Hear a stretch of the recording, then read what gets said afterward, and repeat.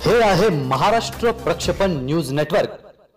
बातमी सोबतच सामाजिक, शैक्षणिक आणि मनोरंजनाचं महान नेटवर्क। शालेय शिक्षण विभागाने 10 जुलै 2020 रोजी राजपत्रात प्रसिद्ध केलेल्या अधिसूचनेद्वारे शासकीय कर्मचाऱ्यांची सेवेच्या शर्ती नियमावली 1981 मधील काही नियमांमध्ये दुरुस्ती सुचवली आहे। अशा प्रकारची दुरुस्ती झाल्यास 1 नोव्हेंबर 2005 पूर्वी नियुक्त व काही अंशी अनुदानावर आलेल्या कर्मचाऱ्यांवर घोर अन्याय होईल, अशा आशयाचे सविस्तर निवेदन माननीय रामदास हराळ, माध्यमिक शिक्षणाधिकारी अहमदनगर यांना शिक्षक सेनेच्या वतीने देण्यात आलंय।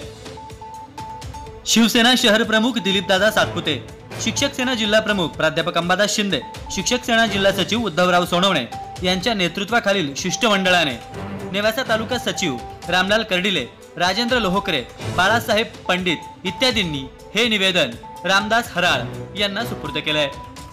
शिक्षकांच्या हितासाठी आता काय निर्णय घेतला जातोय याकडे सर्वांचं लक्ष लागलंय। महाराष्ट्र प्रक्षेपण न्यूज नेटवर्क, अहमदनगर।